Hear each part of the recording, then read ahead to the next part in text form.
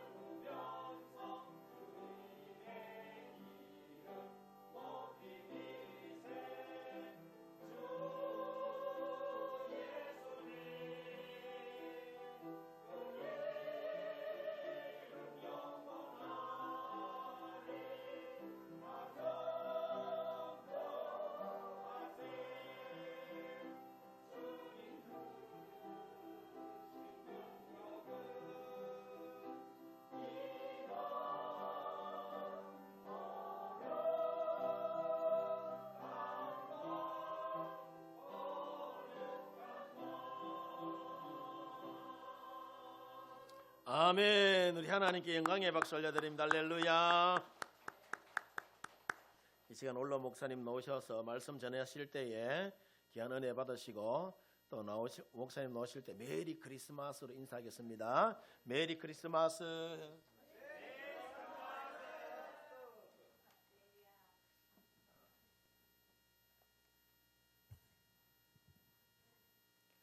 할렐루야.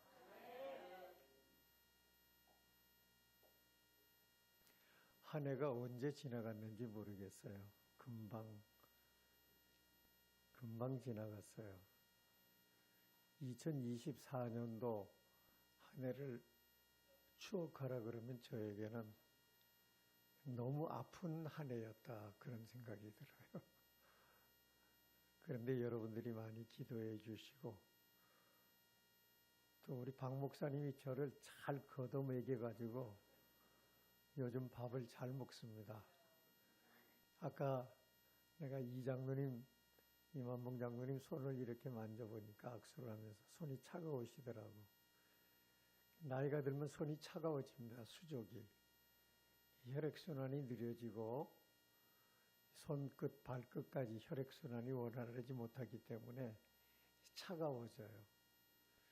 근데 장로님 손이 저보다 더 차가워서 이 장로님 손이 왜 이렇게 차갑습니까? 그랬는데 생각해 보니까 내가 장로님보다 훨씬 젊어요. 그래서 내가 좀 따뜻하구나, 그런 생각을 했습니다.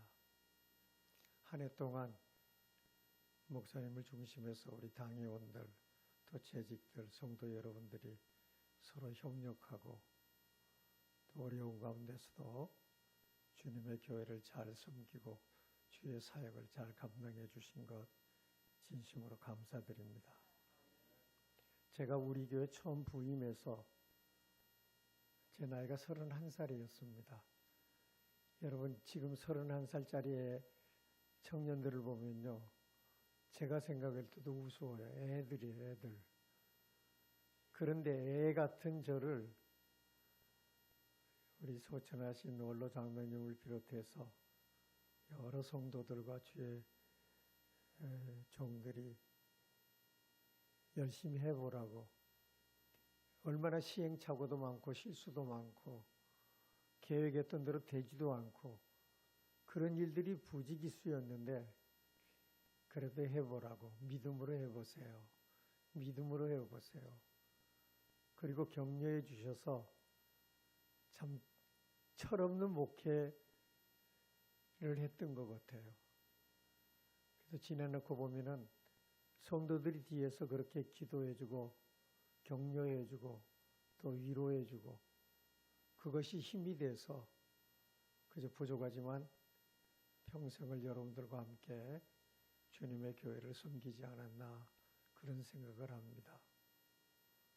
근데 그런 그 좋은 모습이 우리 박 목사님의 사역 가운데도 그대로 이루어졌으면 좋겠어요. 박 목사님이 늘 만날 때마다 그런 얘기합니다. 자주 만나는 건 아니에요. 저는 우리 성도들도 그렇지만 박 목사님 자주 안 만납니다. 아마 박 목사님 손 꼽아 보세요. 목사님 식사로 오세요. 또 그리고 절기니까 이때 오셔서 말씀 전해주세요.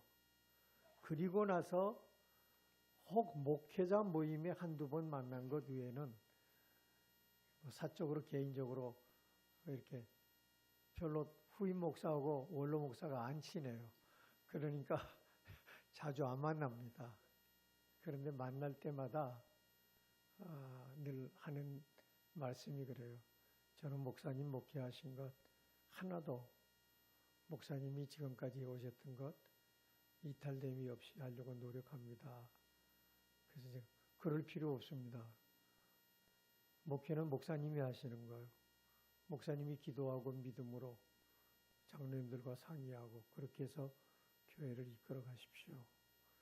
그런 거 간섭 안 하려고 내가 우리 교회 안 나가는 겁니다. 그런 거예요. 근데 지나간 한 해 동안 큰 소리 없이 교회가 한 해를 잘 마무리할 수 있었던 것은 여러분들이 목사님을 잘 도와주고 기도해주고 난 솔직히 박 목사님 나이가 몇 살인지 잘 모르거든요. 지금도. 근데 뭐 우리 장로님들보다도 아래다 그런 얘기는 내가 들었어요. 그런데 일하다 보면은 사실 낯설잖아요. 왜냐하면 지금까지 목회했던 그곳과 이곳은 전혀 다른 곳이기 때문에 환경도 다르고 또 대하는 성도들도 다르고 여러 가지 여건들이 다 다르기 때문에 일하려고 하다가도 여러 가지로 시행착오도 생길 수 있고 또 부딪히는 것들도 있고 그런 경우에는 그래도 가장 힘이 되고 위로가 되는 건 성도들이에요. 이전에 시집살이를 아주 어렵게 해왔던 한 자매님이 그런 얘기했던 기억이 있어요. 시어머니, 시아버지는 너무 엄하고 그냥 그래서 정말 그분들을 생각하면 숨이 막힐 정도인데 그래도 신우들이 자기를 친동기간처럼 우리 어머니 아버지 성격이 본래 그래 마음은 안 그래 그러고 옆에서 위로해주고 그 어려움을 지날 수 있도록 옆에서 도와줘서 신우들에게 너무 고맙게 생각을 한다. 그것 때문에 시집살이를 견딜 수 있었다 하는 얘기를 제가 들은 기억이 있습니다. 다 시어머니 같지만 여러분들은 신우가 되시기를 바랍니다. 그래서 목사님이 일해 나가는데 힘을 얻고 또 때로 낙심되는 일들이 생겨도 성도들을 생각하면 다시 일어나야지, 다시 힘을 내야지 그런 생각을 가지고 주님의 일을 잘 감당할 수 있도록 여러분들이 옆에서 격려해주고 힘이 되어 주시기를 바랍니다. 저희가 대학 입학할 때 엘비스 프레슬리라고 하는 유명한 로큰롤 가수가 있었습니다. 기타를 치고 얼마나 멋있는지. 여러분 엘비스 프레슬리는 죽었지만은요. 그가 태어나고 자란 그 미시시피의 작은 마을은요. 1년에 그 마을을 찾는 관광객이요. 그 마을 인구의 약 100배가 된답니다. 제가 그 공항에 우연히 한번 들은 적이 있는데 공항 그 라운지에 기념품 판매가 하는 데가 쭉 있는데 이 열쇠, 자동차 열쇠 고리까지 해서 수많은 상품들이 진열되어 있는데 전부 거기에 엘비스 프레슬리 얼굴이 다 들어있어요. 그만큼 여러분 한 사람의 유명한 가수가 그 지역을 발전시키고 그리고 그 지역을 살게 만드는 경제적인 효과도 막 이루더라고요. 생각해 보세요. 그 도시가 15만밖에 안 되는 조그만 도시인데 100배가 넘는 사람들이 1000만 명 이상이 1년에 그곳을 방문한대요. 그러니까 얼마나 대단한 사람입니까? 8호에도 그런 사람이 나오기를 바랍니다. 그렇지? 아멘들을 안 해. 나왔으면 좋겠어 정말. 특별히 8호 교회에서 나왔으면 좋겠어. 그러면 8호 교회가 어떤 교회인가 그러고 와볼 거 아니에요. 그런데 그 엘비스 프레슬리가 불렀던 노래 중에요. 브루 크리스마스라는 노래가 있습니다. 뭐 번역을 꼭 하면 우울한 크리스마스 혹은 외로운 크리스마스. 그런데 블루라는 색상을 말하는 거예요. 브루색 알지요? 약간 푸르스름한 색, 우울하다. 뭐 그런 뜻을 쓸 때 브루라고 하는 표현을 쓰는데 노래의 장르 가운데 블루스라는 게 있어요. 브루스. 브루스 들어보셨어요? 그런 노래의 장르가 있어요. 근데 그 브루스라고 하는 노래는 템포가 느리고 그리고 조금 곡조가 우울한 곡들이 많아요. 노래가. 그 블루 크리스마스라는 노래의 내용은 그래요. 사랑하는 여자가 그냥 자기를 버리고 떠나버렸어요. 그리고 성탄절을 맞이했는데 그 여자가 떠난 다음에 함께할 사람이 없으니까 외로운 거예요. 그리고 우울한 거예요. 그래서 만든 노래가 그 블루 크리스마스라는 노래예요. 금년에는 꼭 부르 크리스마스 같아요. 성탄절 설교하셔야 됩니다 하는 얘기를 듣고부터 설교 준비를 하는데 설교가 안 잡혀요. 너무 우리 사회가 우울해요. 우리 마음도 그렇고 또 세상 돌아가는 것도 그래요. 끊임없이 전쟁의 소식, 수많은 사람들이 살상을 당하고 집을 잃고, 여러분 세상이 좋은 점도 있지만 안 좋은 점도 많아요. 왜냐하면 텔레비전에 전쟁 때문에 폐허된 모습을 우리가 늘 대하잖아요. 그거 보면 그냥 마음이 우울해져요. 더구나 남북 분단되어 있는 우리나라 같은 경우는 항상 그것을 보면 우리는 저렇게 되지 않을까, 그런 불안감들이 항상 자리 잡고 있어서 그런 화면을 볼 때마다 마음속에 불안함이 가득 찹니다. 그런데다가 요즘 나라 되어가는 꼴을 보세요. 내가 강단에 서서 정치 얘기 전 안 하는 사람인데, 김영석 교수가 100 몇 살 연세대학교 은퇴하신 김영석 교수, 장로님이에요. 장로님인데 김영석 교수가 쓴 글이 저한테 누군가 카톡으로 보냈더라고요. 제가 그 글을 보면서, 그분도 정치 얘기 잘 안 하는 분이에요. 그런데 그분이 그 글에 그런 글을 썼더라고요. 나라가 망해가는데, 나라가 망하면은 이 모든 것이 다 무슨 소용이 있는? 한쪽에서는 나라를 망하게 만들고 있다. 근데 왜 잠잠하냐? 왜 조용하냐? 그러면서 그 글을 썼는데, 나이 많은 노인네가 이 글을 쓸 때 이제 죽을 때가 됐다 생각하고 작심하고 쓴 글 같아요. 그래서 우리 마음이 참 우울합니다. 성탄절에 기쁨이 없어요. 여러분은 기쁩니까? 아까 찬송은 기쁘다 부르던데 여러분 우울하지만 그래도 기뻐해야 됩니다. 이유는 예수 그리스도가 계시기 때문에. 제가 좋아하는 찬송가 82장, 나의 기쁨, 나의 소망 되십니다. 예수 외에는 기쁨이 없어요. 여러분 세상에 좋은 것도 없고 아름다운 것도 없고 이쁜 것도 없고 맛있는 것도 없고 좋은 게 없어요. 근데 예수는 좋아요. 예수는 우리의 기쁨입니다. 그래서 예수님이 태어나신 것을 기념하는 성탄절이 우리에게는 기쁨이 되는 날이에요. 그래서 주님께서 오늘 여러분들에게 정말 기쁨을 주셨으면 좋겠습니다. 이 땅의 모든 사람들에게 그 기쁨을 주셨으면 좋겠어요.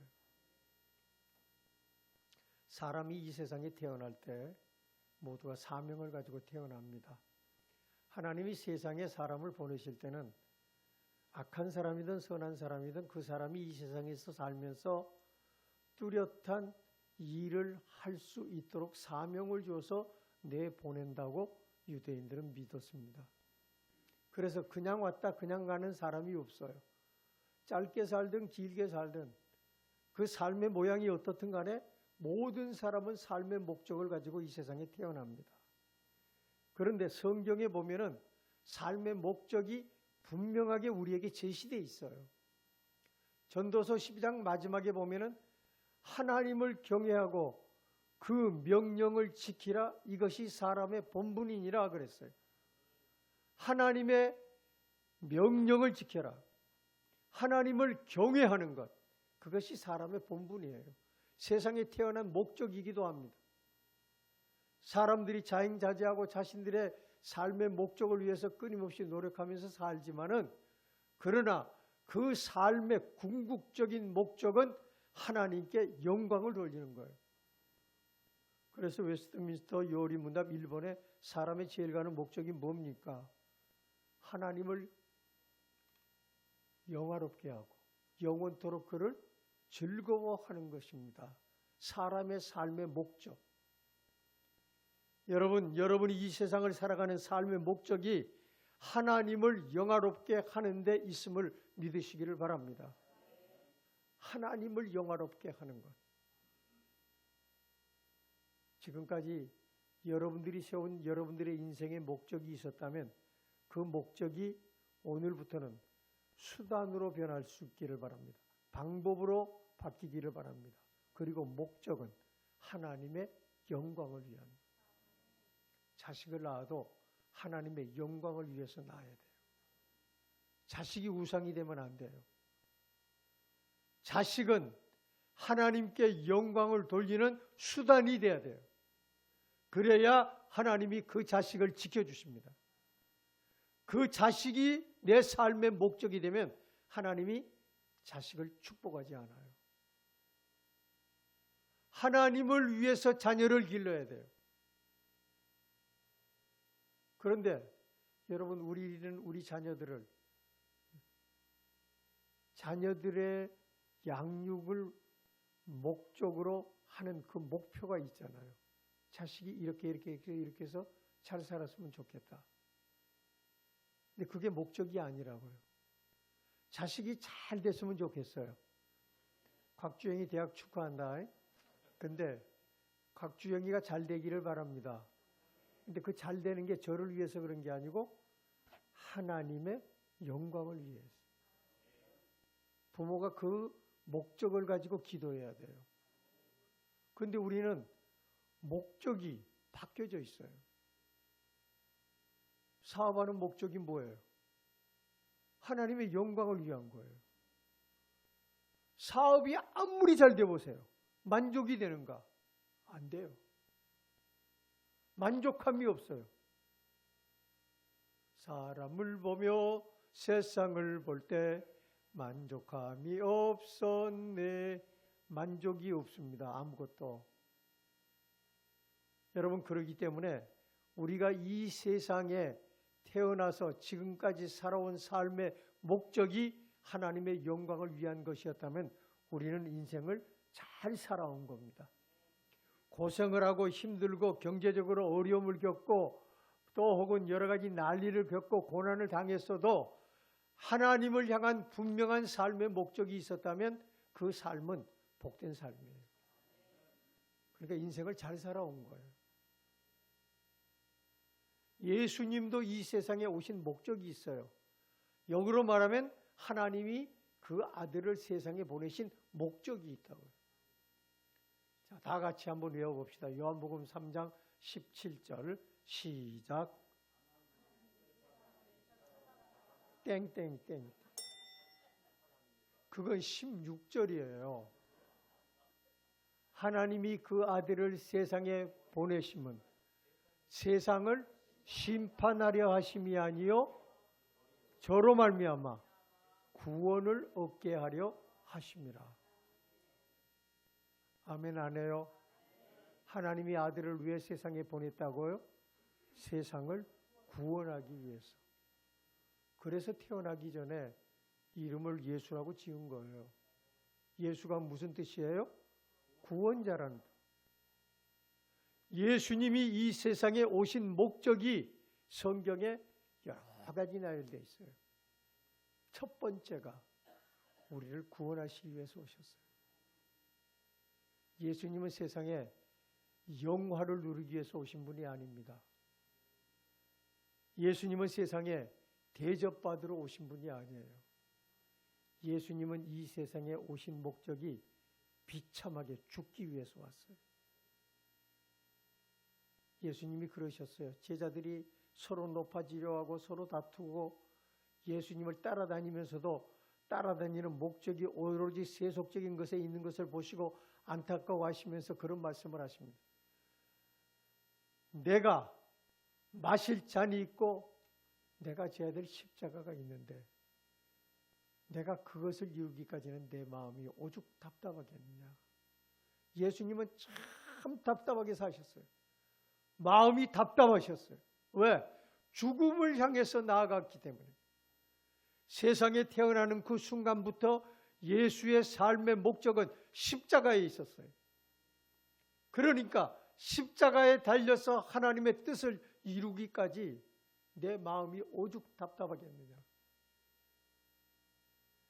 여러분, 마음이 답답할 때 있죠. 그 답답함이 왜 답답합니까? 일이 잘 안 되니까 답답하잖아요.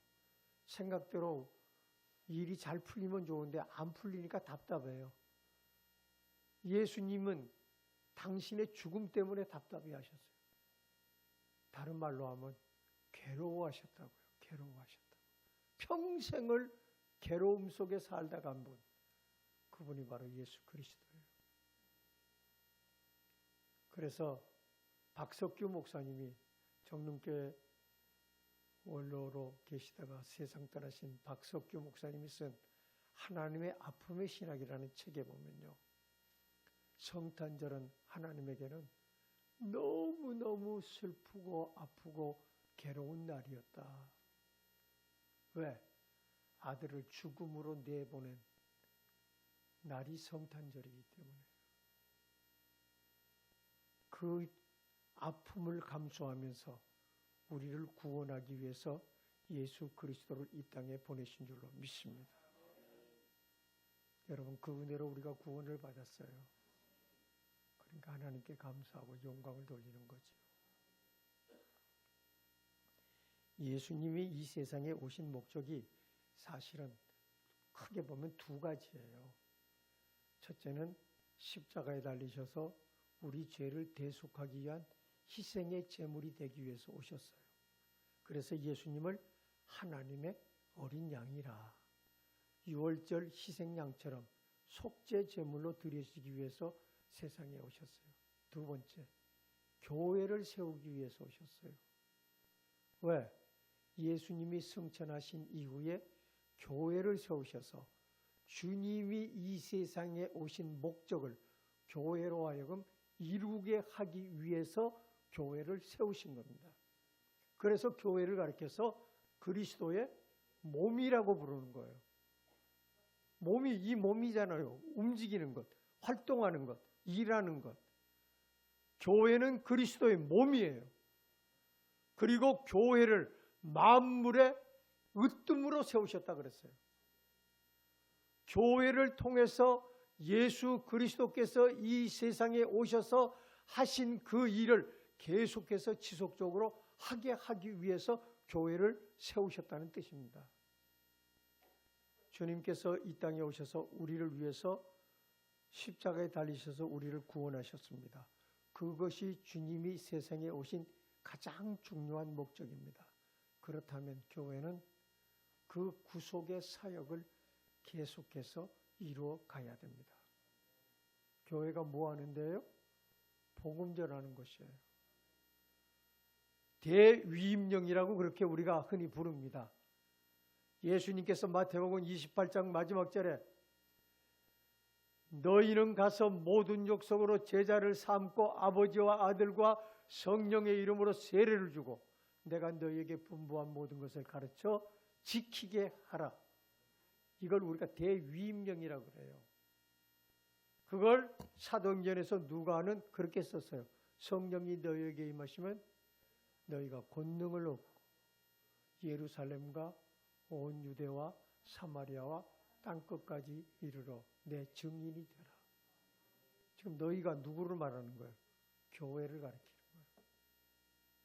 교회는 구속의 사역을 예수 그리스도를 대신해서 이뤄가는 것이 바로 교회입니다. 그러니까 교회는 복음을 전하는 것이에요. 복음으로 사람을 구원하는 것, 그것이 교회가 해야 될 가장 중요한 사명이고 본분입니다. 두 번째로 예수님이 세상에 오신 것은요, 우리와 함께하기 위해서 오셨어요. 이전에는 하나님은 우리와 멀리 떠나 계셨어요. 유대인들이 생각할 때 하나님은 하늘에 계시고 자기들은 땅에 산다고 생각을 했어요. 그래서 하나님 앞에 제사를 드릴 때도 우리가 시편에 보면 성전에 올라가는 시, 그 시들 보면 하나님이여 오셔서 우리의 제사를 받으시고 하나님이여 좌정하셔서 보좌에 앉으셔서 그런 표현들이 많이 있어요. 하나님께서 우리가 제사를 드릴 때 하나님은 하늘에서 내려오셔서 보좌에 앉으셔서 우리의 제사를 받으신다. 하나님은 우리와 떠나 계신 하나님. 그런데 마태복음 1장 21절에 보라 아들을 낳을 것이요 그 이름을 임마누엘이라 하리라. 이는 하나님이 우리와 함께 하신다. 지금까지는 초월해 계신 하나님, 우리에게서 멀리 떠나 계신 것처럼 우리가 알고 있었던 그 하나님이 이제는 우리에게 찾아오셔서 나와 함께 계시고 우리 가정에 함께 계시고 우리 교회에 함께 계시고 아멘도 할 줄 몰라. 할렐루야. 지금까지는 나 혼자 살았지만 이제는 나 혼자 사는 게 아니라 예수님께서 나와 함께 계신단 말이에요. 그러니까 여러분이 어디를 가든지 주님이 항상 동행하시는 거예요. 너희가 내 안에, 내가 너희 안에 있다. 그래서 예수님과 함께하는 사람은 열매가 풍성하게 맺혀요. 예수님이 요한복음 10장에 내가 온 것은 양들로 생명을 얻게 하되 풍성히 얻게 하기 위해서 왔다. 그 풍성함이 어떻게 생기는가? 예수님이 우리와 함께 하실 때 풍성함이 이루어지는 거예요. 내가 너희 안에 거하고 너희가 내 안에 거하면 너희가 많은 열매를 맺게 될 거다. 풍성해질 거다. 여러분 삶이 풍요로워지기를 원합니까? 주님이 여러분과 함께 계심을 믿으시기를 바랍니다. 내 속에 성령이 계신다고요. 그걸 생각지 못하니까 항상 나는 외로워요. 나 혼자 같아. 여러분 주님은 우리를 혼자 내버려 두시지 않으십니다. 제가 좋아하는 요수아 1장 10절에 그랬어요. 내가 어디로 가든지 내 하나님. 제가 가지고 있는 옛날 성경에는 개혁 성경에는요. 거기 나라고 하는 단어가 있어요. 나. 내가 어디로 가든지 내 하나님 나 여호와가 너와 함께함이니라. 그런데 지금 번역된 개혁 성경들은 다 그 나자가 다 빠져 있어요. 그래서 이전에 제가 가지고 있던 성경은 나자에다 동그란 빨갛게 칠해놨어요. 저는 그 말 기절이 굉장히 좋습니다. 좋아합니다. 여러분 아브라함을 하나님이 불러서 갈대아 우리에서 불러내가지고 가나안 땅으로 들려볼 때 뭔 약속하셨어요? 내가 너와 함께하며. 모세를 애굽으로 보낼 때 하나님 뭐라고 하셨어요? 너 혼자 가는 거 아니야. 내가 너와 함께 간다. 하나님이 함께 계시면 승리하게 될 줄로 믿습니다. 아비멜렉이 사라를 취하려고 하다가 하나님 앞에 혼나잖아요. 그리고 나중에 아브라함에게 뭐라고 얘기하는 줄 아십니까? 하나님이 너와 함께 하심을 내가 보았다. 아브라함은 몰랐어요. 아브라함은 하나님이 주신 약속을 잊어버렸어요. 그래서 그 가뭄을 피해서 블레셋 영토에 가서 거하게 됐지만 거기서 거짓말을 하게 되는 거예요. 그런데 이방인의 눈에 아브라함과 하나님이 함께 하시는 게 보였어요. 그래서 아비멜렉이 그렇게 말합니다. 하나님께서 너와 함께 하신다. 여러분 하나님이 함께 하시면 모든 것이 승리하게 될 줄로 믿습니다. 요셉이 형통하였더라. 여호와께서 그와 함께 하시니 하나님이 우리와 함께 계십니다. 예수님이 세상에 오신 목적은 우리와 함께 하시기 그래서 오신 거예요. 오늘 여러분들이 이것을 분명하게 믿으시기를 바랍니다. 여러분은 혼자가 아니에요. 혼자 가는 게 아니라고요. 늘 주님이 함께 계십니다. 내가 어디로 가든지 내가 너를 지키며. 야곱에게 주신 약속이잖아요. 세 번째로 예수님이 세상에 오신 것은요. 요한일서 3장에 보니까 마귀의 일을 멸하려 하심이라. 히브리서 11장에 보면 마귀가 하는 일이 뭔가? 죽음이라고 하는 무기를 가지고 사람을 종을 만들어서 종노릇 시킨다 그랬어요. 여러분 마귀가 하는 일은 하나님의 사역을 다 방해하는 거예요. 마귀가 하는 일은 하나님의 일이라고 무조건 못하게 하는 거예요. 하나님의 사람들이 하나님의 뜻대로 사는 것을 방해하는 것이 마귀가 하는 일이에요. 여러분 그런 것들이 구체적으로 나타나는 것이 시기, 질투, 원망, 분노 그리고 다른 사람을 상하게 만드는 것 이런 것들이 다 마귀의 역사예요. 우리는 이것들이 우리의 감정의 하나의 현상들이라고 생각을 하는데 천만의 말씀이요. 여러분 마음속에 시기하는 마음이 있습니까? 그건 마귀가 시기하는 마음을 주는 거예요. 탐욕이 생깁니까? 그건 마귀가 주는 거예요. 그런데 그걸 같이 마음속에 품고 살면서 주님을 믿는다고 그럽니다. 기억하십시오. 하나님의 아들의 나타나시면 마귀의 일을 멸하려 하심이라 그랬어요. 마귀에게 붙들려 사는 사람이 돼서는 안 돼요. 교회는 뭐 하는 것인가? 마귀 쫓아내는 거예요. 우리 통합식은 좀 이상해요. 귀신 쫓아낸다 그러면 이상하게 생각해. 여러분 귀신은 함께 사는 게 아니고 쫓아내야 돼요. 예수님이 오셔서 귀신을 어떻게 했어요? 같이 살자 그랬어요? 귀신을 쫓아내셨어요. 예수님께서 그 말씀을 하셨어요. 마가복음에 마지막 절에 예수 믿는 사람은 저희가 내 이름으로 뭘 쫓아내고?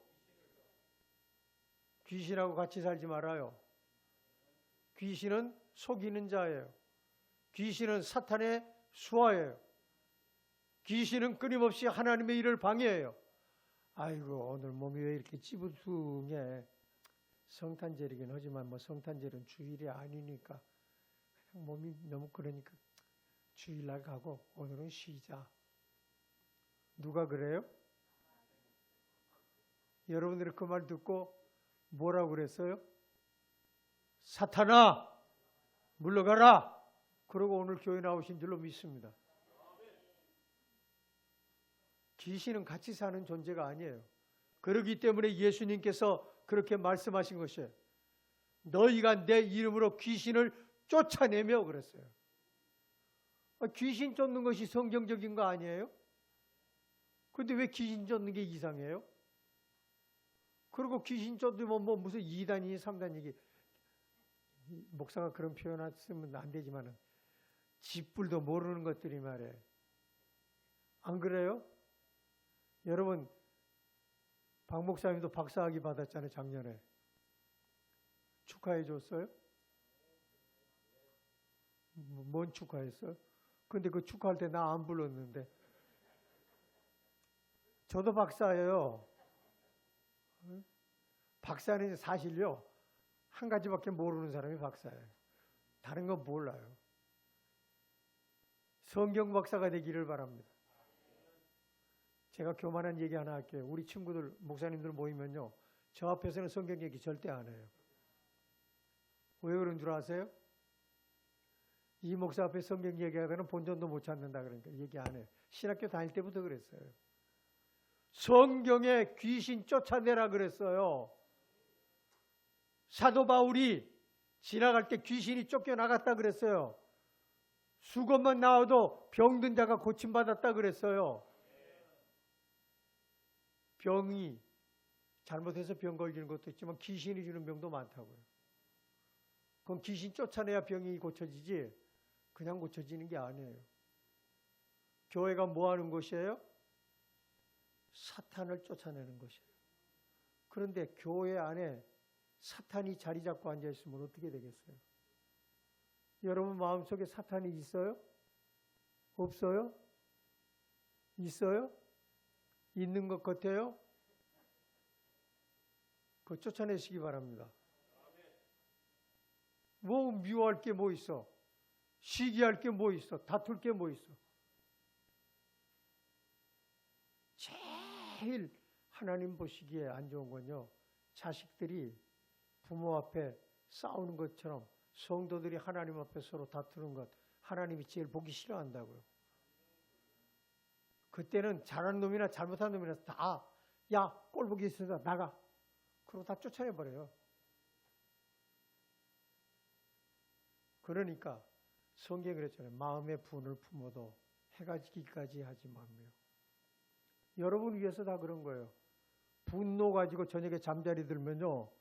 밤에 혈압 높아져 가지고 잘못하면 급사예요. 급사. 그러니까 분노를 가지면 안 돼.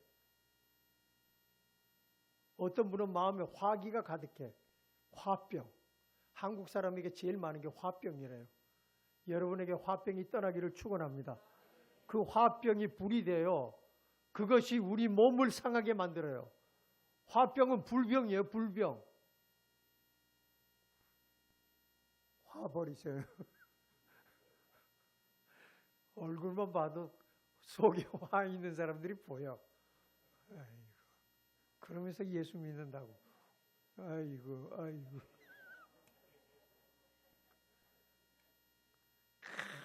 누구는 아주 안 봤으면 좋겠어. 누구 보면 그냥 가슴이 두근두근 거려요. 그게 다 마귀가 주는 거예요. 그거 왜 쫓아내지 않고 같이 살아요? 그거 왜 품고 살아 자꾸? 여러분, 품을 것은 형제고 자매고 부모고 자식이고 사람을 품어야지 그런 거 품고 사는 게 아니에요. 감사한 건 난 아무도 안 미워요. 가끔 생각해보면 불쌍해요. 이전에 나한테 조금 불편하게 했던 사람도 지금 생각해보면 아휴 참 안 됐다. 마음이 그래요 그냥. 그러니까 또 혼자 울어요. 안 됐어 그냥. 안 됐어. 여러분 그게 다 나가면 우리 안에 누가 찾아오신다고요? 평강의 왕이 오십니다. 예수님은 평화의 왕이에요. 예수님은 평화를 주기 위해서 오셨어요. 사탄이 물러가야 평화가 임합니다. 오늘 본문에 주님께서 말씀하십니다. 인자에 온 것은 섬김을 받으려 함이 아니요 섬기려고 왔다. 그리고 자기 목숨을 많은 사람을 위한 대속물로 주기 위해서 왔다. 교회는 뭐 하는 곳인가? 섬기는 곳이에요. 예수님이 제자들의 발을 씻기신 것처럼 교회는 섬기는 곳이에요. 우리는 다 섬기는 사람들입니다. 우리 장로님들 기억할게요. 장로님들은 최소한 세례교인 30명을 섬겨야 돼요. 왜? 세례교인 30명당 장로 한 사람이에요. 곽 장로님 몇 명 섬겨요? 30명 된 것 같아? 30명 되는 것 같아요? 네? 최 장로님 30명 되는 것 같아요? 30명 이상 섬겨야 돼요. 할렐루야. 권사님은 몇 명 섬겨야 될까요? 권사는 몇 명당 그런 게 없어요. 그러니까 교회 다 섬겨야 돼. 할렐루야. 뭐 권사가 무슨 뭐 벼슬인 줄 아는데 권사는 종이라고요, 종. 섬기는 사람은 종이에요, 종. 교회는 섬기는 곳이에요. 특별히 약한 사람들을 섬기고 가난한 사람도 섬기고 여러 가지로 부족한 사람도 섬기고. 교회는 잘난 사람만 있는 게 아니에요. 교회에 잘난 사람들이 몇 명 있어요. 그러나 대부분은 못난 사람들이에요. 부족한 사람들이에요. 다 섬겨야 될 대상이에요. 그렇기 때문에 섬기는 곳에는요, 잡음이 없어요. 다툼이 없어요. 거기는 사랑이 가득합니다. 왜? 섬김의 가장 핵심적인 내용이 사랑이기 때문에. 오늘 예수님께서 오신 성탄절이에요. 우리 파로교회가 예수님이 오신 그 목적을 이루는 교회가 될 수 있기를 바랍니다. 할렐루야! 기도하겠습니다. 살아계신 거룩하신 하나님 아버지 감사합니다. 주님께서 이 땅에 육신을 입고 오신 거룩한 구주 성탄, 우리가 감사한 마음으로 맞이했지만 우리들의 여건과 환경과 우리 주위와 우리 마음까지도 우울한 오늘 성탄임을 주님 앞에 고백할 수밖에 없습니다. 주님, 우리들의 이 우울함을 거두어 주시고 우리의 외로움을 거두어 주시고 우리가 가지고 있는 여러 가지 어렵고 힘든 모든 것들을 변화되게 하셔서 우리를 위해서 이 땅에 오신 우리 주님을 진심으로 환영하고 감사하고 영광을 돌리며 기뻐하기에 부족함이 없는 저희들이 되게 하여 주시옵소서.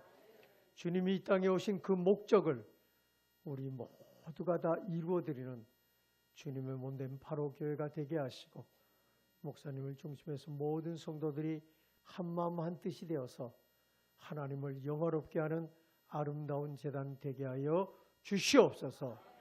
예수님의 이름으로 기도하옵나이다. 아멘. 지금은 교회의 머리가 되시는 우리 주 예수 그리스도의 은혜와 하나님 우리 아버지의 극진하신 사랑하심과 우리의 마음을 감화 감동시켜 주 예수 그리스도를 영접하게 하시고 하나님의 거룩한 자녀로 거듭나게 하시며 지금도 우리와 함께 하시고 또 세상 끝날까지 우리와 함께 하실 성령님의 귀한 은사가 머리 숙인 사랑하는 성도들과 저들의 가정과 행하는 생업 위에, 그리고 주께서 피 흘려 사신 우리 바로 제단 위에 지구 곳곳에서 신음하고 고통받고 괴로워하며 슬픔으로 성탄절을 맞이하는 모든 무심령들 머리머리 위에 이제로부터 영원히 함께 하시기를 간절히 축원하옵나이다. 아멘.